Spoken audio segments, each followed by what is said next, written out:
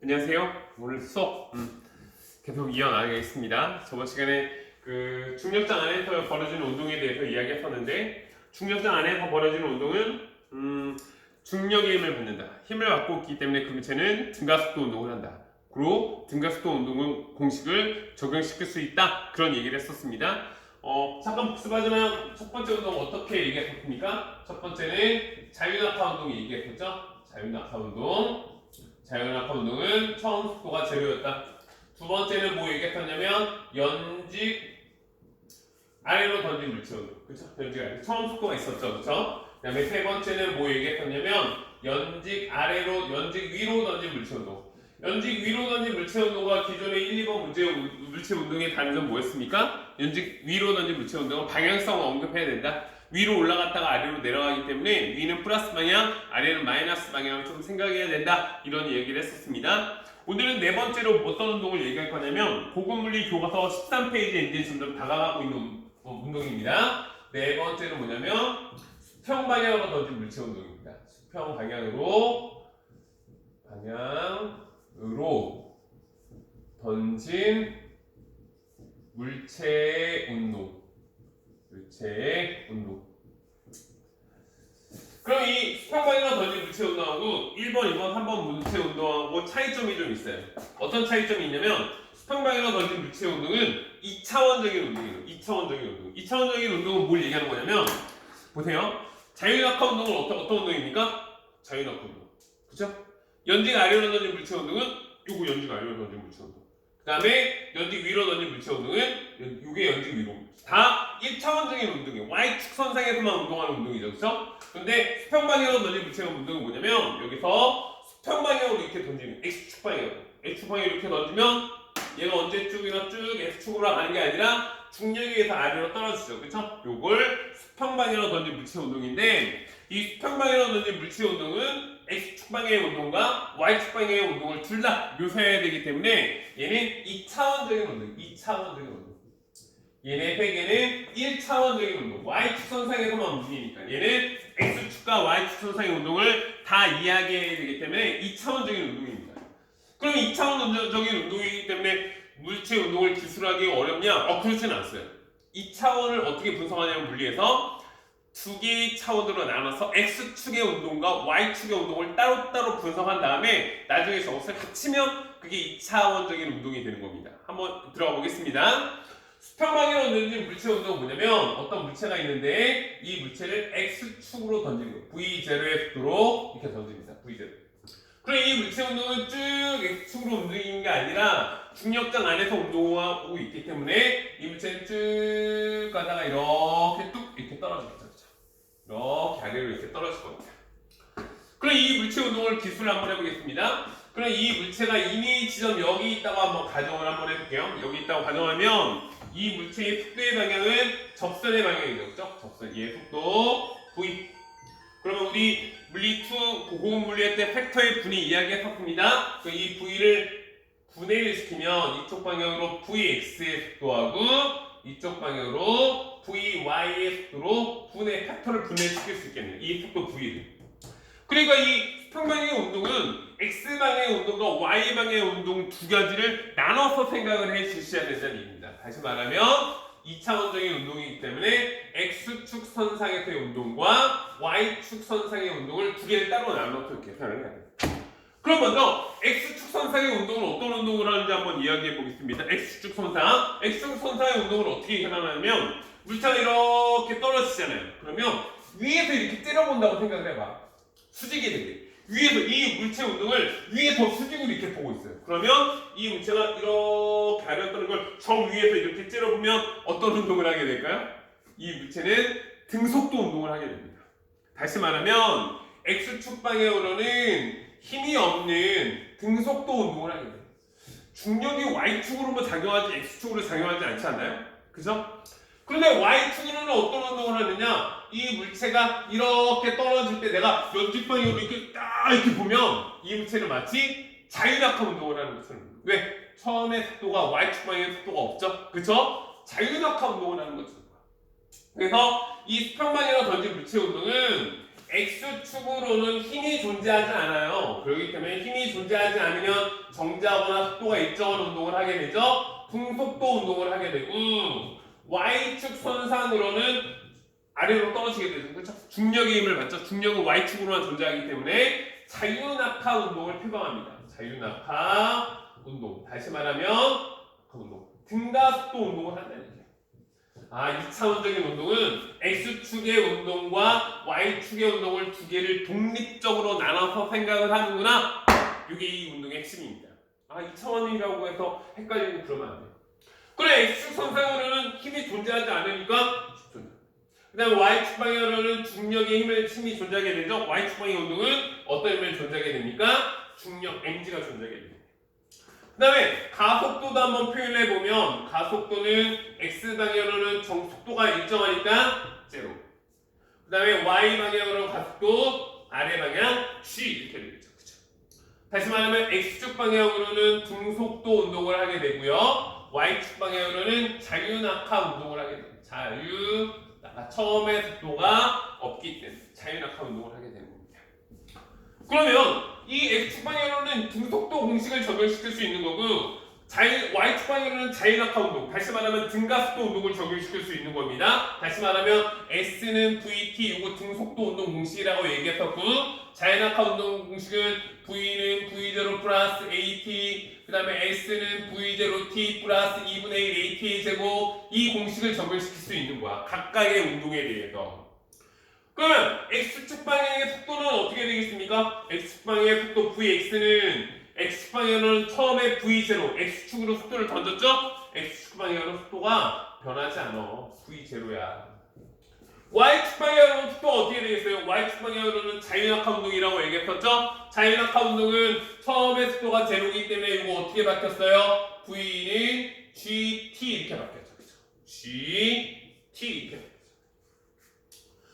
그 다음에 거리는 어떻게 계산합니까? 거리, 이동한 거리 S는 어떻게 썼었어요? 우리 VT 이렇게 썼었잖아. 그쵸? 그럼 이 S가 X축 방향으로 이동하는 거니까 X는 V0, Vx, 요거 Vx니까 V0랑 똑같죠? T 이렇게 표현합니다. 그 다음에 Y 방향으로는 요거 자유낙하 공식 요거 어떻게 바뀔까요? S 대신에 Y로 바뀌면 Y는 2분의 1 GT가 자유낙하 운동의 공식이었죠. 그렇죠? 그래서 Y는 2분의 1 GT의 제곱 이렇게 표현할 수 있는 겁니다. 그러니까 X축 방향은 다 등속도 운동 공식을 쓰면 되는 거고 Y축 방향으로는 다 자유낙하 운동 공식을 쓰면 이 물체 운동을 표방할 수 있는 겁니다. 그럼 예를 한번 들어볼까요? 만약에 처음에 속도 30m/s로 던졌어요. 그럼 만약에 문제에 4초 뒤에 이 물체의 속도는 얼마겠느냐? 그럼 얘는 X축 방향과 Y축 방향을 독립적으로 각각 세우면 됩니다. 그러면 X축 방향 속도는 변함이 없죠? 30. Y축 VY는 얼마가 되겠습니까? VY는 이 공식 따라가면 VY는 GT니까 G가 10, 시간은 4초라고 얘기했었죠? 그럼 4초 뒤에 얘의 속도는 얼마가 되냐면 40이 되는 거야. 더 길어야 되겠네, 그쵸? 그러면 30하고 여기 40이니까 이 V는 어떻게 됩니까? 30, 40이니까 얘의 속도는 50 이렇게 되겠죠. 피타고라스에 의해서.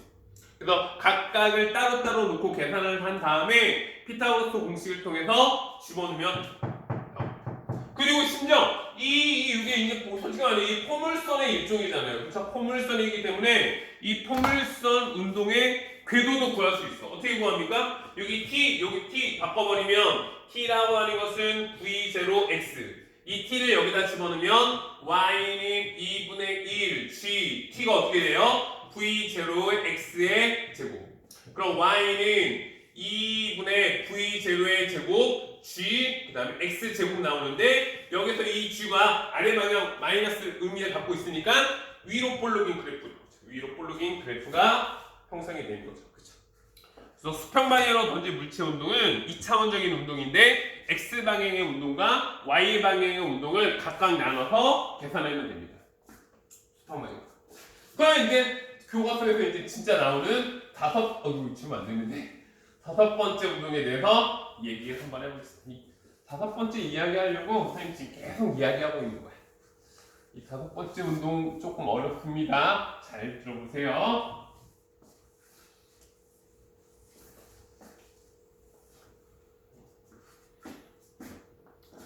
다섯 번째는 거기 13페이지 포물선 운동이라고 나와 있는데 우리 네 번째가 수평 방향으로 던진 물체 운동.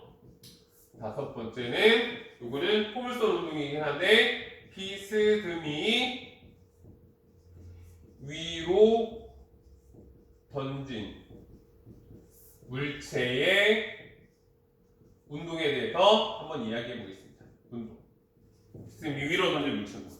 이거는 무슨 운동이냐면 어떤 물체가 있는데 그냥 포물선 운동이에요. 내가 이것을 V0로 던지는 거예요. V0. 그리고 이 물체는 삐용 앞에 이렇게 쭉 아래로 떨어지겠죠. 그쵸? 포물선 운동에 대해서 분석을 한번 해보겠습니다.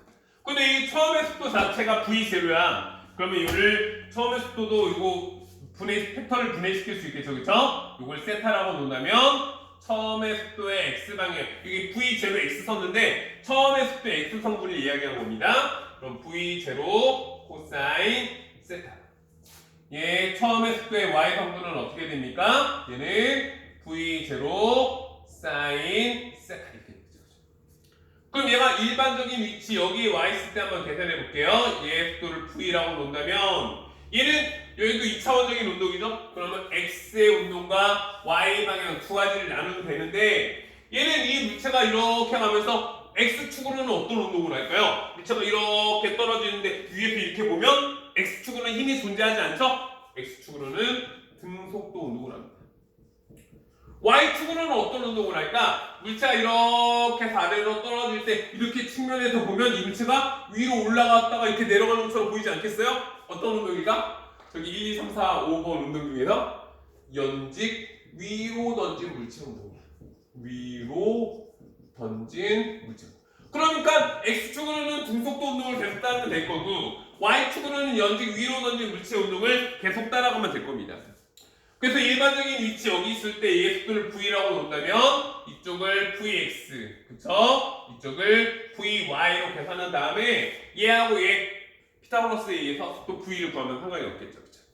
그러면 Vx 구해봅니다. X 방향으로는 속도가 변하지 않았어요. 그쵸? 등속도 운동이니까 얘는 V0 코사인 세타. 여기다 적어볼게요. Vx는 변함이 없어요. V0 코사인 세타.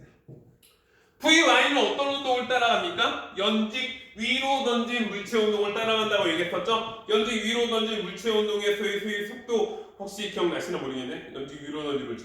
연직 위로 던진 물체는 어떻게 해요? V는 V0 마이너스 GT, 그 다음에 S는 V0T 마이너스 2분의 1 GT 주고 A 대신에 마이너스 G 썼었잖아요. 그쵸? 방향성이 위로 올라가고 아래로 내려가기 때문에 방향성이 중요하다고 얘기했기 때문에 그럼 얘 VY는 어떻게 구합니까? 이 공식 내야 되는데 V0가 V0 사인 세타죠. 그쵸? 그러면 V0 사인 세타 마이너스 GT 이동거리 S는 어떻게 구합니까? 얘는 등속도 운동이니까 등속도 운동 공식은 S는 VT밖에 없죠?